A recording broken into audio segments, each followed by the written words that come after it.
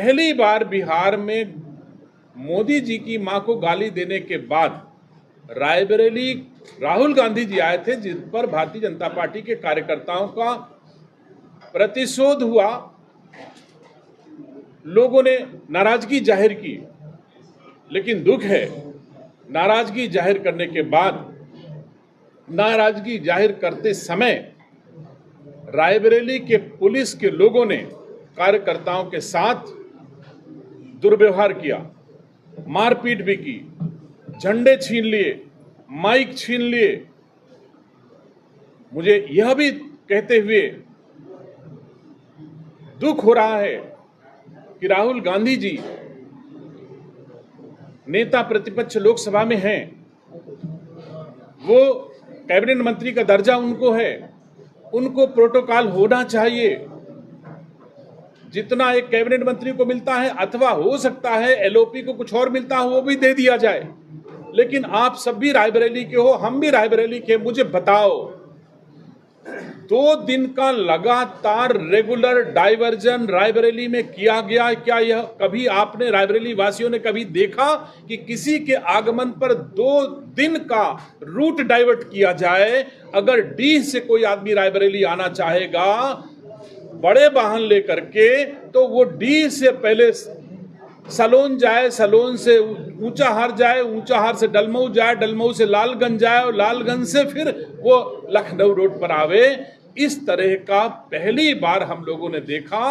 और यह भी देखा कि आज की तारीख में रेहड़ी पटरी वालों को किस तरह से निर्वासित किया गया। रायबरेली में कोई चौराहे पर जो लोग अपनी रोजी रोटी कमा रहे थे, डंडा पटक के उनको भगाया गया, हर चौराहे खाली करा दिए गए।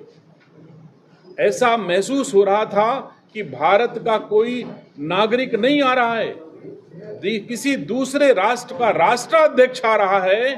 रायबरेली में इस तरह का वातावरण तैयार किया गया, गरीबों में दहशत पैदा हुई, हमको भी तकलीफ हुई, और मैं यह तकलीफ अपने पार्टी के नेताओं तक पहुंचाऊंगा, देश के प्रधानमंत्री, गृह मंत्री और मुख्यमंत्री तक पहुंचाऊंगा कि ऐसा वातावरण इससे पहले रायबरेली के लोगों ने कभी नहीं देखा जिस तरह का वातावरण हुआ है।